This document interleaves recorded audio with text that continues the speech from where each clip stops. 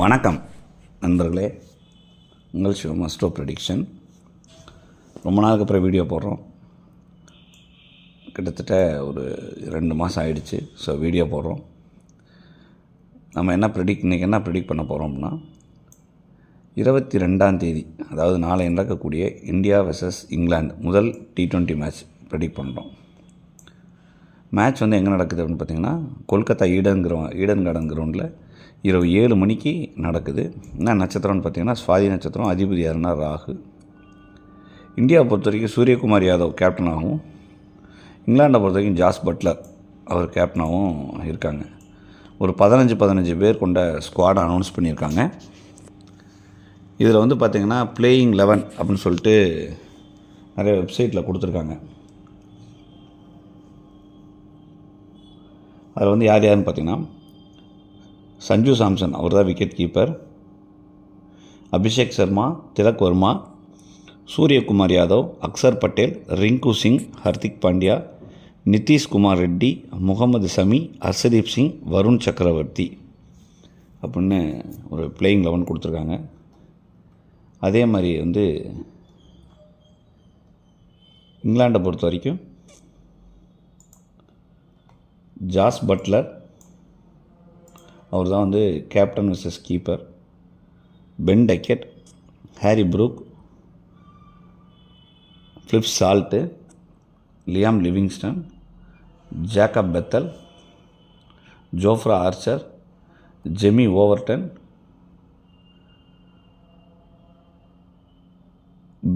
Brydon Carse அல்லது Mark Wood, Adil Rashid announce பண்ணியிருக்காங்க. இப்படி ஒரு டீம் அனௌன்ஸ் பண்ணியிருக்காங்க. ஸோ இதில் பார்த்தீங்க அப்படின்னா, யார் விளையாட போகிறா அப்படிங்கிறது முழுமே தெரியல. நான் நிறைய வெப்சைட்டில் ஒவ்வொரு வெப்சைட்லேயும் பிளேயிங் 11 மாறி தான் சொல்லியிருக்காங்க. பர்ஃபெக்ட் பிளேயிங் 11 வரல. ஒரு மேட்ச் விளாண்டால் தான் நமக்கு அந்த பிளேயிங் 11க்கான சினாரியோ தெரியும். ஸோ அதனால் நம்ம ஜென்ரலாக எல்லாத்தையும் ஓரளவுக்கு எடுத்திருக்கோம். இதை நம்ம செக் பண்ணிக்கலாம். சரிங்களா?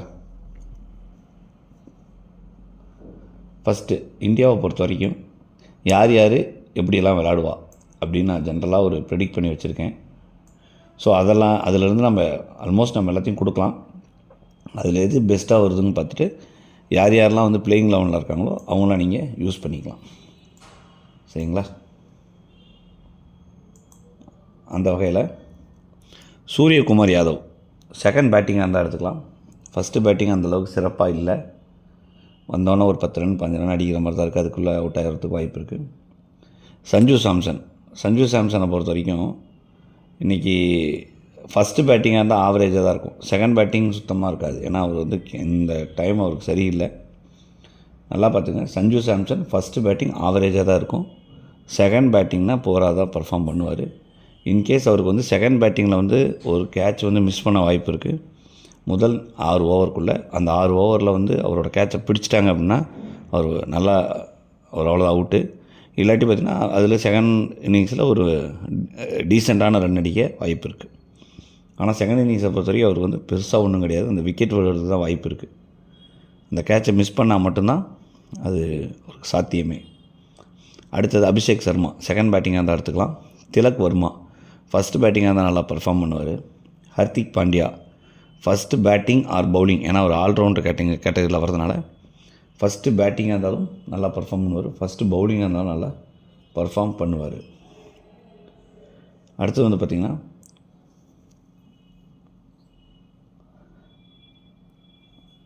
ரிங்கு சிங் அவர் எத்தனை டவுன் இறங்கான்னு தெரியாது. ஒரு 6ஆவது டவுன், மேபி 5ஆவது டவுன் 6ஆவது டவுன் இறங்க மாதிரி இருந்தார்னா ஒரு 20 ரன் 20 மினிமம் 15 to 20 ரன் அடிக்க தான் வாய்ப்பு இருக்குது. அதுக்கு மேலே ஒரு வாய்ப்பு இல்லை.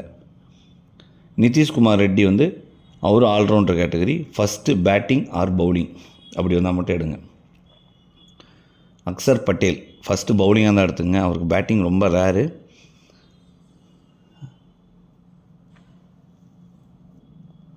ஹர்ஷதீப் சிங் செகண்ட் பவுலிங்காக தான் எடுத்துங்க. ஃபஸ்ட்டு பவுலிங்காக இருந்தால் ஒரு விக்கெட் தான் எடுக்க வாய்ப்பு இருக்குது. அதே மாதிரி முகமது சமி செகண்ட் பவுலிங்காக இருந்தால் நல்லா பர்ஃபார்ம் பண்ணிடுவார். ஃபஸ்ட்டு பவுலிங்காக இருந்தால் கொஞ்சம் ரன்னு போகும். அதே மாதிரி ஒரு விக்கெட் எடுக்க தான் வாய்ப்பு இருக்குது.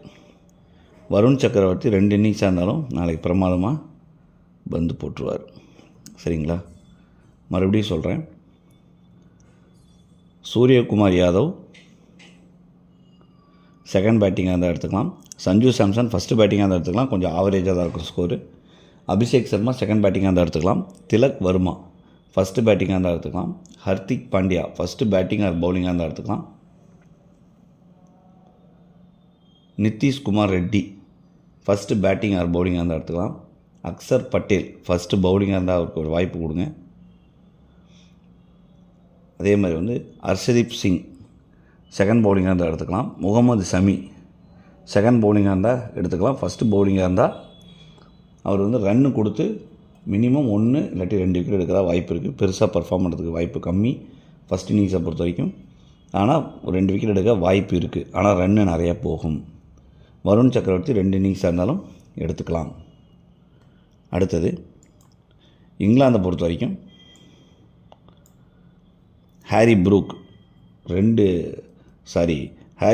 செகண்ட் பேட்டிங்காக இருந்தால் எடுத்துக்கலாம். ஃபஸ்ட்டு பேட்டிங்காக இருந்தால் ஒரு 20 ரன் அடிக்க தான் வாய்ப்பு இருக்குது. அதுக்குள்ளே அவர் அவுட் ஆகிடுவார். பென் டக்கெட் ஃபஸ்ட்டு பேட்டிங்காக இருந்தால் எடுத்துங்க. செகண்ட் பேட்டிங்காக இருந்தால் கூட அவருக்கு ஒரு வாய்ப்பு இருக்குது. ஆனால் பெருசாக சொல்கிற அளவுக்கு ஒன்றும் கிடையாது.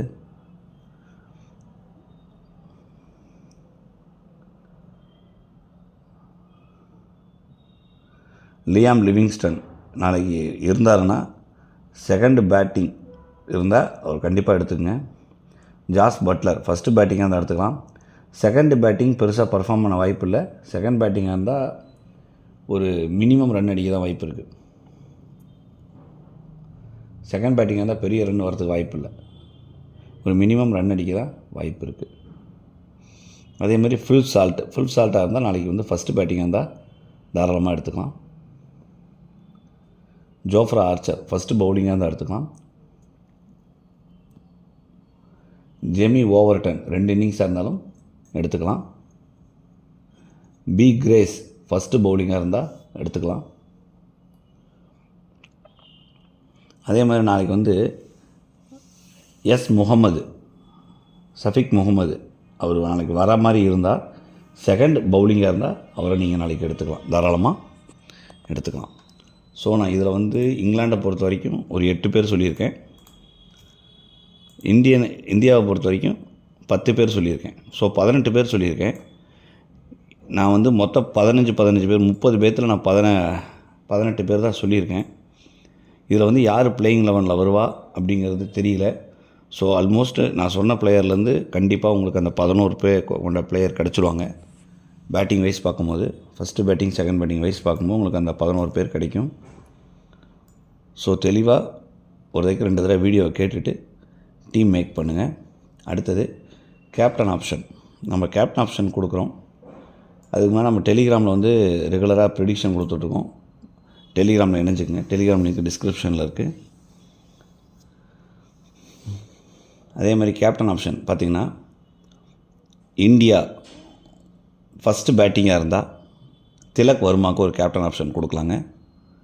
அதே மாதிரி பவுலிங்கை பொறுத்த வரைக்கும் வருண் சக்கரவர்த்தி செகண்ட் பவுலிங்காக இருந்தால் ஒரு கேப்டன் ஆப்ஷன் கொடுக்கலாம். ப்ளஸ் முகமது ஷமி செகண்ட் பவுலிங்காக இருந்தால் ஒரு கேப்டன் ஆப்ஷன் கொடுக்கலாம். ஸோ முகமது ஷமி அண்டு வருண் சக்கரவர்த்தி செகண்ட் பவுலிங்காக இருந்தால் ஒரு கேப்டன் ஆப்ஷன் கொடுக்கலாம். ஃபஸ்ட்டு பேட்டிங்காக இருந்தால் திலக் வர்மாவுக்கு கொடுக்கலாம். இதே இங்கிலாண்டை பொறுத்த வரைக்கும் பார்த்தீங்க அப்படின்னா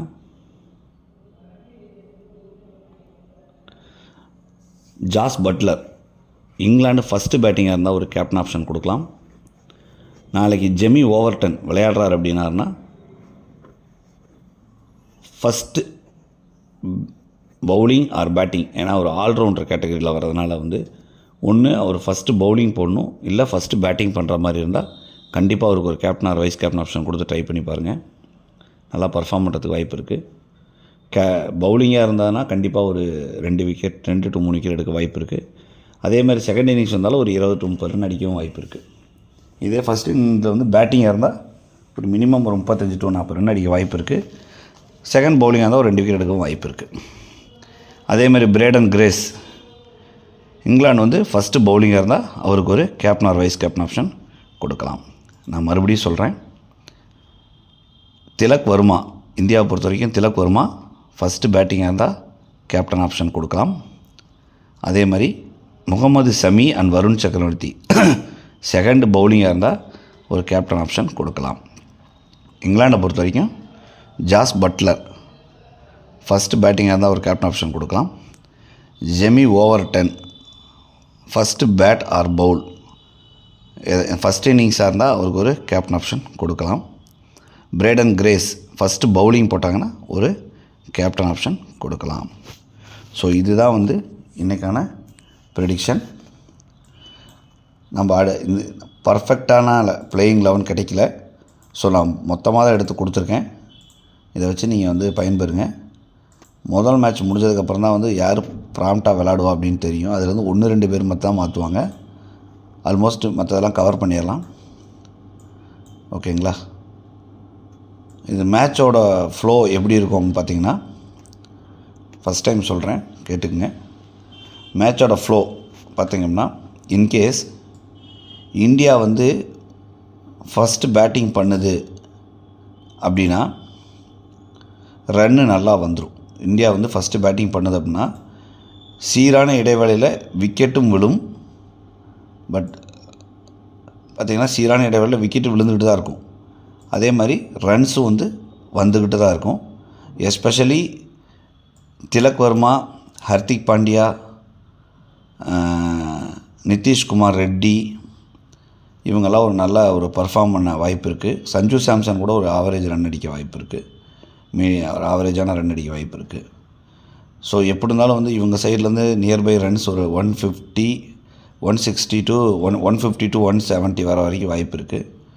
அதே மாதிரி வந்து விக்கெட்ஸ் வந்து பார்த்திங்கன்னா ரெகுலர் இன்டர்வலில் விக்கெட் விழுந்துடும்.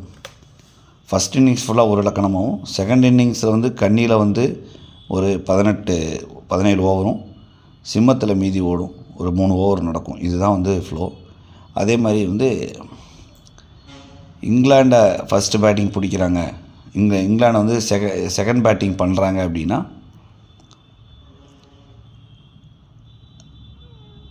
ஹாரி ப்ரூக்கும் லியாம் லிவிங்ஸ்டன், பட்லர் இவங்க மட்டும்தான் வந்து ஒரு ரன் அடிக்க வாய்ப்பு இருக்குது. மற்றபடி பெரிய ரன் வரல. அதுக்கப்புறம் வந்து பார்த்திங்கன்னா ஒரு 10வது ஓவருக்கு அப்புறம் ஜெமி ஓவர்டன் வந்தாருன்னா ஒரு 30 ரன் 35 ரன் அடிக்க வாய்ப்பு இருக்குது. பட் விக்கெட்ஸ் வந்து கண்டினியூஸாக வந்து விழுந்துக்கிட்டு தான் இருக்கும். பட் ஃபஸ்ட் இன்னிங்ஸை பொறுத்த வரைக்கும் பார்த்திங்கன்னா இந்தியா ஃபஸ்ட்டு பேட்டிங் பிடிச்சா கொஞ்சம் அட்வான்டேஜ் இந்தியாவுக்கு இருக்குது. அதே மாதிரி இங்கிலாந்து வந்து ஃபஸ்ட்டு பேட்டிங் பிடிக்கிறாங்க அப்படின்னா ரன் வந்து நல்லா ஸ்கோர் போட்டுருவாங்க. ஏன்னா வந்து கிட்டத்தட்ட வந்து பார்த்திங்கன்னா விக்கெட் வந்து முதல் ஒரு 8 ஓவருக்கு 6 to 7 ஓவருக்கு விக்கெட்டே விழாத மாதிரி தான் இருக்கும். பவர் பிளேயில் விக்கெட்டே விழாத மாதிரி தான் இருக்கும். ரன்னு நல்லா வந்துடும். அதுக்கப்புறம் வந்து பார்த்திங்கன்னா கொஞ்சம் கொஞ்சமாக விக்கெட் விழ ஆரம்பிச்சிடும். அதுக்கப்புறம் விக்கெட் வந்து பார்த்திங்கன்னா அந்த 7வது ஓவர்லேருந்து ஒரு 14வது ஓவர் வரைக்கும் பார்த்திங்கன்னா விக்கெட்ஸ் வந்து கண்டினியூஸாக வந்து ஒரு 2 ஓவருக்கு ஒரு விக்கெட் மாதிரி விழுந்துக்கிட்டு தான் இருக்கும். அதே மாதிரி ஃபார் எக்ஸாம்பிள் வந்து பார்த்திங்க அப்படின்னா எஸ்பெஷலி வருண் சக்கரவர்த்தி வந்து ஒரு நாளைக்கு ஒரு 3 விக்கெட் எடுக்க வாய்ப்பு இருக்குது. அதே மாதிரி வந்து வருண் சக்கரவர்த்தி, முகமது ஷமிலாம் நாளைக்கு நல்லா பர்ஃபார்ம் பண்ண வாய்ப்பு இருக்குது. இன்கேஸ் நாளைக்கு ரவி பிஷ்னாய் வரார் அப்படின்னா கூட அந்த இடத்துல நீங்கள் ரவி பிஷ்னாய் கூட நீங்கள் ட்ரை பண்ணலாம். அக்சர் பட்டேலுக்கு பதிலாக ரவி பிஷ்னாய் உள்ளே கொண்டாடுறாங்கன்னா கூட நீங்கள் ரவி பிஷ்னாயை 2 இன்னிங்ஸாக கூட ட்ரை பண்ணலாம். 2 இன்னிங்ஸ்லேயே ஒரு நல்லா பர்ஃபார்ம் பண்ண வாய்ப்பு இருக்குது. ஓகேங்களா? ஸோ இந்தியா ஃபஸ்ட்டு பேட்டிங் பிடிச்சா ரன்ஸ் வரும். இங்கிலாந்து வந்து ஒரு ஆவரேஜ் ரன் எடுத்துகிட்டு ஆல் அவுட் ஆகிறதுக்கு தான் வாய்ப்பு இருக்குது. அதே வந்து இங்கிலாந்து ஃபஸ்ட்டு பேட்டிங் பிடிச்சாங்கன்னா ரன்ஸ் வந்து பார்த்திங்கன்னா ஒரு 140 to 165 வரைக்கும் வர வாய்ப்பு இருக்குது. ஆனால் வந்து இந்தியா வந்து செகண்ட் பேட்டிங் பிடிக்கும் போது பார்த்திங்கன்னா ரன் வந்து ஒரு இடத்துல வந்து ஒரு 2-3 இடத்துல வந்து விக்கெட்டும் நமக்கு விழுந்துக்கிட்டே இருக்கும். அந்த இடத்துல வந்து பார்த்திங்கன்னா நமக்கு வந்து இந்த சூரியகுமார் யாதவ், அபிஷேக் சர்மா இவங்க 2 பேர் பர்ஃபார்ம் பண்ணுவாங்க. நடுவில் வந்து கொஞ்சம் நிதிஷ்குமார் ரெட்டி கொஞ்சம் பர்ஃபார்ம் பண்ண வாய்ப்பு இருக்குது. மற்றபடி வந்து மேட்ச் வந்து பார்த்திங்கன்னா ரொம்ப நெக் டு நெக் போய் தான் நிற்கிற மாதிரி இருக்கும். ஸோ அதெல்லாம் பார்த்துக்குங்க. பார்த்துட்டு இந்தியா செகண்ட் பேட்டிங் பிடிச்சா க்ளோஸ் கால் அப்படின்னு எடுத்துக்கலாம். இந்தியா ஃபஸ்ட்டு பேட்டிங் பிடிச்சா ஸ்ட்ரைட் வின் கூட அப்படின்னு கூட கொண்டு போகலாம். ஸோ இன்றைக்கான அமைப்பு அப்படி தான் இருக்குது. பட் இதை வந்து ப்ரீ ப்ரிடிக்ஷன் தான், போஸ்ட் ப்ரிடிக்ஷன் கிடையாது. ஏன்னா டாஸ் போட்டதுக்கப்புறம் யாரெல்லாம் வரா அப்படிங்கிறத வந்து நம்ம வச்சுட்டு தான் முடிவு பண்ண முடியும். ஸோ நம்ம டாஸ் போட்டதுக்கப்புறம் நான் டெலிகிராமில் அப்டேட் பண்ணுறேன். அதை பார்த்துட்டு நீங்கள் வந்து ஒரு அளவுக்கு கொஞ்சம் உங்களுக்கு ஒரு ஐடியா கிடைக்கும். மீண்டும் இது போல் இன்னொரு காணொலியில் சந்திப்போம். நன்றி, வணக்கம்.